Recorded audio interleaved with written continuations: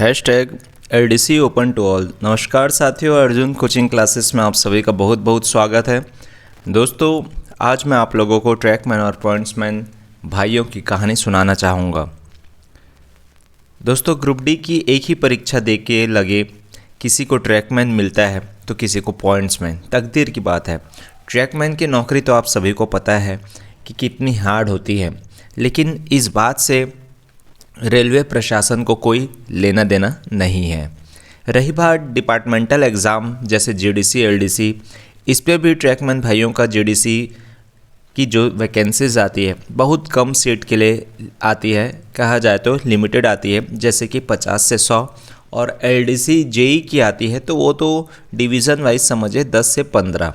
मान के चलो कड़ी कंपटीशन दिलाकर कोई जेई बन जाएगा या जो 50-100 सीट की जो वैकेंसीज में गार्ड या एसएम बन जाएगा, तो बाकी हज़ारों ट्रैकमैन भाइयों का क्या वो पढ़े लिखे नहीं हैं? तो इसका मैं जवाब देना चाहूँगा। आज के डेट में दोस्तों 90% ट्रैकमैन भाई लोग ग्रेजुएट हैं।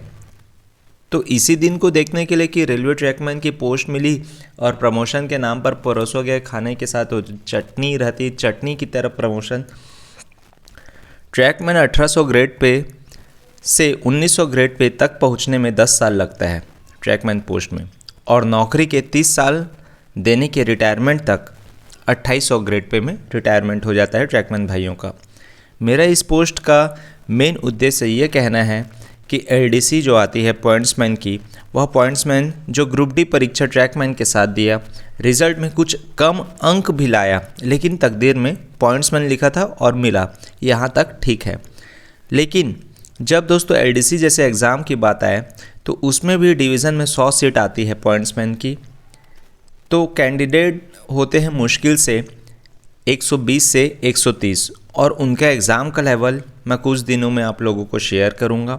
सोचे दोस्तों, ग्रुप डी एग्ज़ाम आपने भी दिया है और मैंने भी, लेकिन अब प्रमोशन की बात आई तो पॉइंट्समैन भाइयों को माला पहना के रेलवे बोलती है कि जाओ, तुमको मैं 3 से 5 सालों में गार्ड बना देता हूँ, एसएम बना देता हूँ, टीटी बना देता हूँ, वो भी हलवा जैसे क्वेश्चन सॉल्व करके।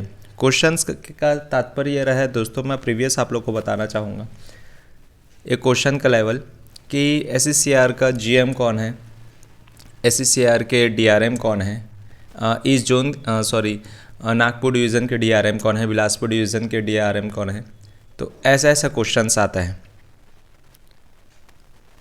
मेरा ये कहना नहीं है कि पॉइंट्समैन को प्रमोशन इतना आसानी से ना मिले। मेरा कहना है कि जो वैकेंसीज़ है डिवीज़न वाइज, उसमें ट्रैकमैन और अन्य डिपार्टमेंट के भाइयों को भी बैठने का अवसर दें।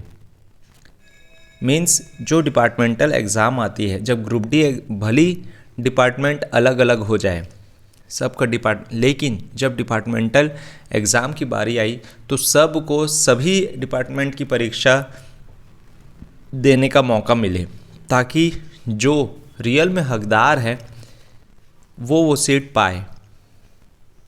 ये नहीं कि 100 पोस्ट आए तो 120 ही कैंडिडेट है और इधर ट्रैकमैन भाइयों के लिए 100 पोस्ट आए तो 5000 से 10,000 कैंडिडेट हैं, जिसमें सिर्फ 100 लोगों का नौकरी मिलेगा, प्रमोशन मिलेगा। बाकियों भाइयों का क्या है, बाकी बचे 4900 लोगों का या 9900 लोगों ट्रैकमैन भाइयों का क्या है। और ये सिर्फ एक डिवीज़न या जोन की बात नहीं है दोस्तों, ये पूरे भारत में ये समस्या है जिसको आप सभी को समझना होगा।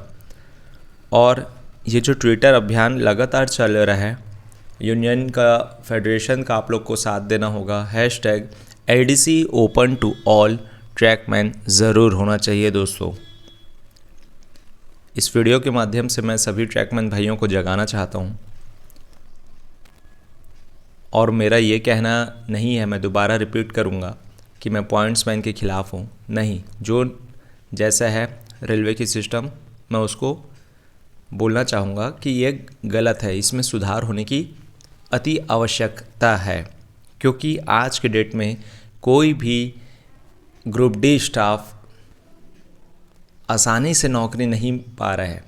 बहुत ही कठिन परीक्षा में अगर आप लोग को 2022 में जो हुए ग्रुप डी की परीक्षा का लेवल देखना के लिए बोलूँगा तो आप लोग दंग रह जाएंगे। वो साइंस के क्वेश्चंस, वो मैथ्स के क्वेश्चंस, साइंस में भी रीजनिंग बेस्ड क्वेश्चंस चल रहे हैं दोस्तों।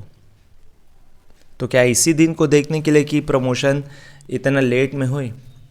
नहीं दोस्तों, अब आप लोग को बढ़ चढ़ कर के आगे हिस्सा लेना पड़ेगा। इस ट्रैकमैन और पॉइंट्समैन की कहानी से आप लोग को ज़रूर सीखने को मिलेगा। #RDC open to all trackman.